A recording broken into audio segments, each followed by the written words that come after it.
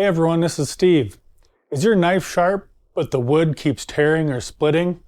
If so, this video is for you. Today we're going to talk about the best wood for beginners, where to buy that wood, and how grain can affect your project. Then we're going to wrap it up with a little demonstration and practice.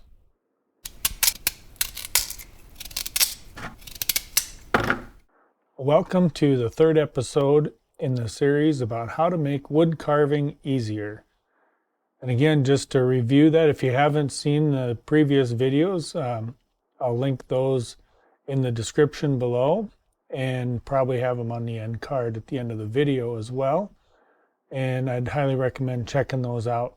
So the purpose of this series is to try to make your carving journey a little bit easier and a little more successful by going over some of the fundamental things that will make it easier to do. If it's easier to do, you'll enjoy it more. So today what I want to talk to you about is wood. You have to have wood to carve if you're going to carve wood, right?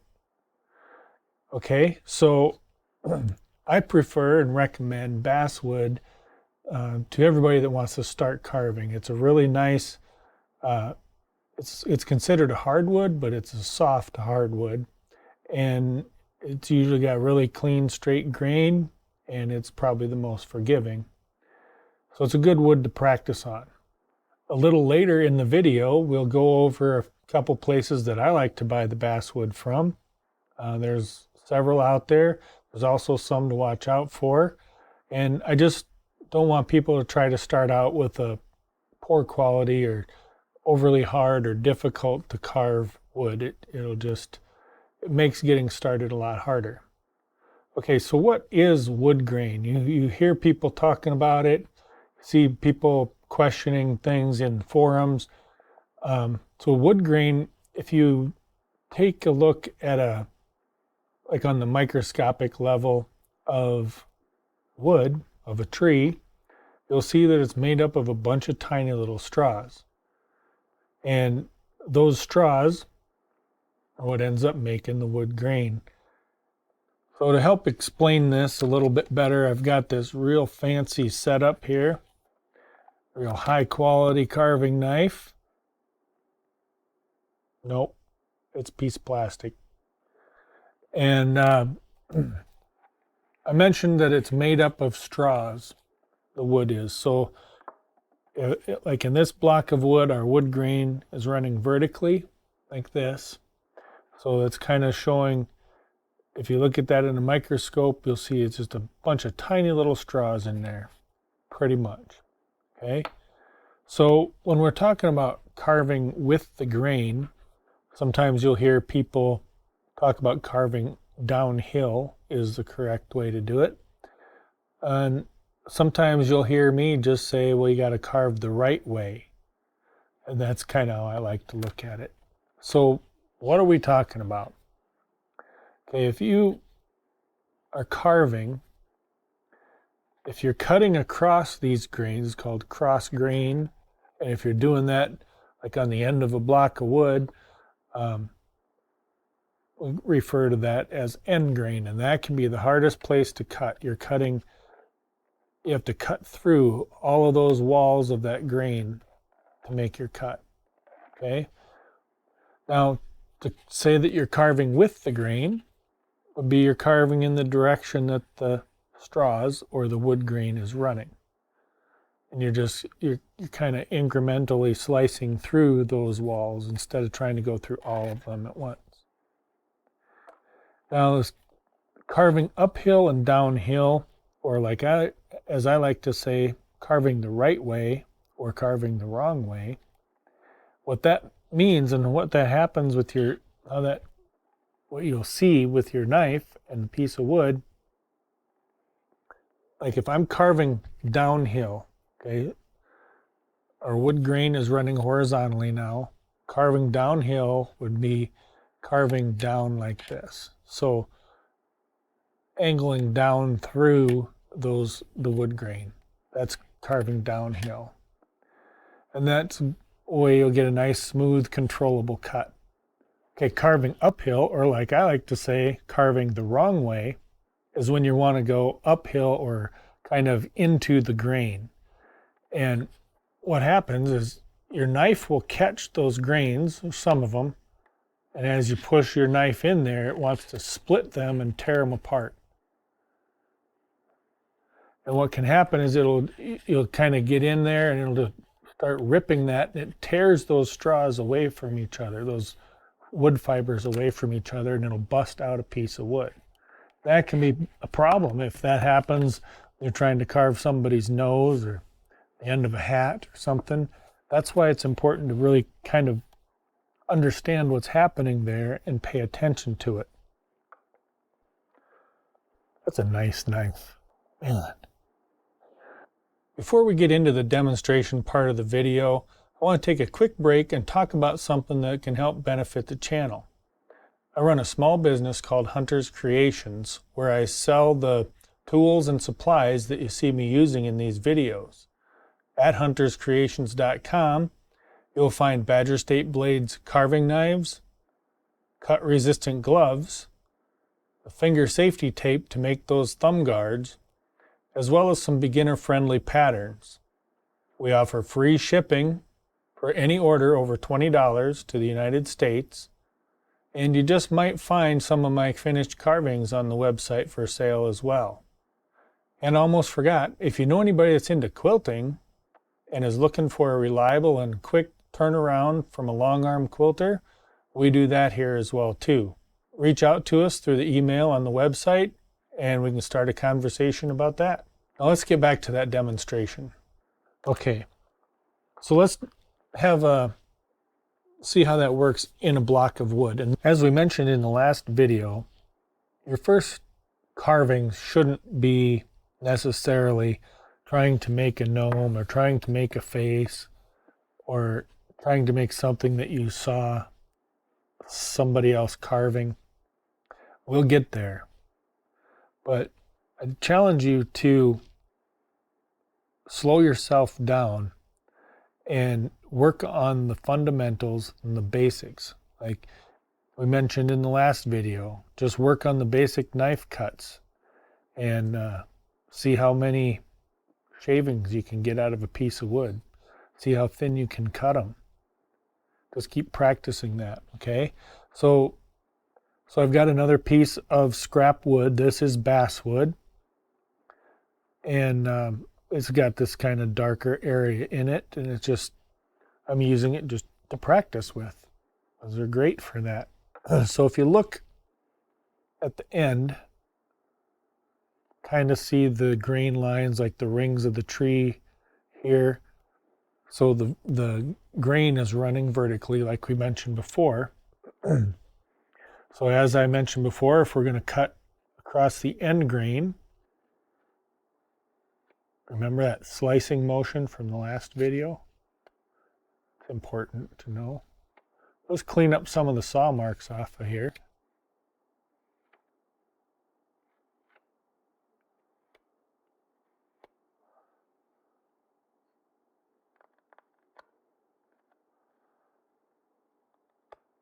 Cutting it across the grain, across the end grain, is the hardest cut to make on a piece of wood. It doesn't matter what the kind of wood is.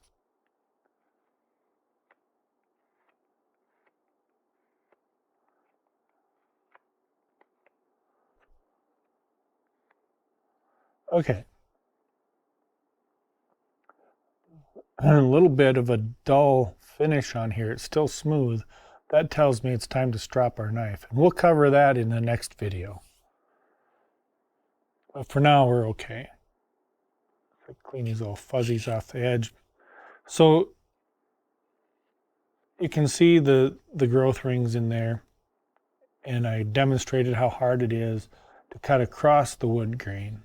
Okay, now to demonstrate how the straw effect, the wood grain, carving uphill, downhill, what I'd like you to do is, and this is kind of a good challenge for the new carvers, if you go on the corner block of the wood and don't start real deep, just kind of practice that knife control and curving your knife, I want to make kind of a dished out shape here on this edge. Okay? And as we go here, I want to demonstrate something. Now, when I was going downhill, like we demonstrated with the straws this way, it was a nice clean cut. Now I wanted to turn and come back up, and you see what happened here is rather than allowing my knife to turn and come back up, it just grabbed the grain and it started to split it out right towards the end. If we just lift that up a little bit, it'll break off, and you can see, hopefully you can see how it just kind of a rough splintered off of there. So carving down on this side, nice smooth controllable cut all day long. Then so how do you fix this? Rather than coming from the bottom of your groove and turning your knife and trying to come back up against the grain or carving uphill, flip your knife around and come back to it from the other direction. You'll be carving downhill again. And you get a nice clean cut.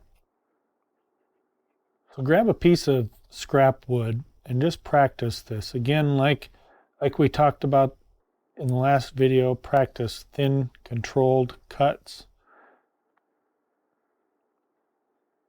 Pay attention, just go slow.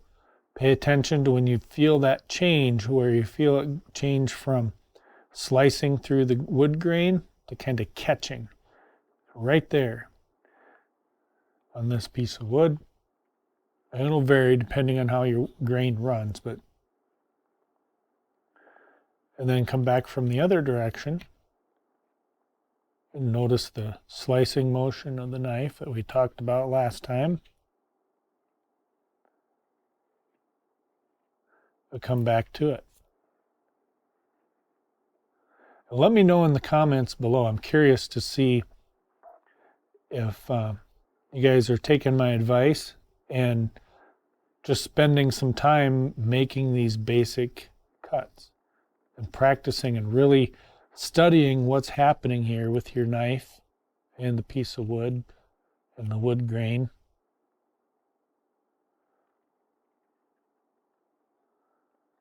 If you come from both sides, you'll get a nice smooth cut.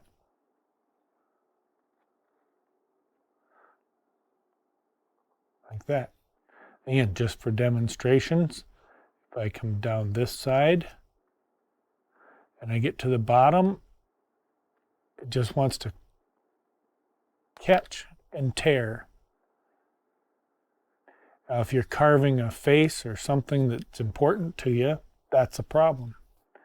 So that's another good reason why when you're starting out, as I mentioned in the other video, just don't try to do the big chips, the big chunks of wood. So you can come back the other direction on that piece that split out, clean it up.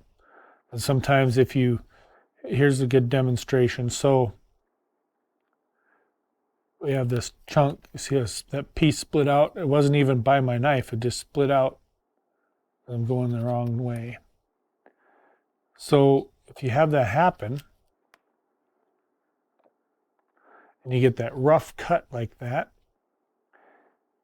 if you remember the importance of using thin cuts and controlled cuts, you can come back this other direction and clean that up. Or you can get away with going the same direction if you're intentionally just taking real thin slices. It's also good to know, get into a situation where you can't really come from the other direction. You need to know how to carve that wrong direction successfully. And you can do that with a sharp knife blade and thin slicing cuts.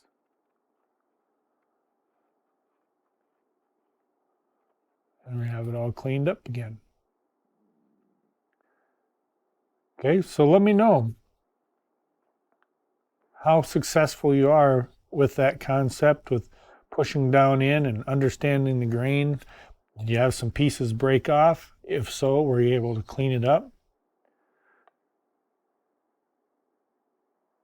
Okay, so let's talk a little bit about where do you get this darn stuff? So I've tried buying basswood from like Michael's or Hobby Lobby or places like that. They have it. I don't recommend it. I mean, it doesn't seem like it's very good stuff. Buying basswood on Amazon seems to be a little bit hit or miss. Could be great, could be wonderful, might not be. So I found two places where I go to for all of my basswood. The reason I say two places, they're a little bit different, and I purchase from one or the other for different reasons. So I'm just going to give a shout out. I'm not affiliated with either of these companies at all. I'm not sponsored or anything by them. But the best basswood that I have found that you can get just carved so nice is from Heineke Woods, and they're in up in Wisconsin, I believe, and just great stuff. And just like any other premium product, it is a little bit more expensive. But if you have, the reason I buy from them still is if I have a project, you know, really want it to turn out nice, and I don't want to fight the wood along the way, I'll buy some wood from Heineke. It's really good stuff. Highly recommend it. The other place I buy from quite often and really like working with is Les Hills Sawmill. And that's spelled Loess Hills Sawmill. And they have some pretty great wood too. And it's a little bit less expensive, and their ordering process is slick. So I order a lot of wood from them, and like I said, that's kind of my go-to, Les Hills Sawmill. And then if I have a special project, I will order from Heineke. And I would caution you on ordering from places like Amazon or Michael's. Just not the same consistent quality that you get with these other two places.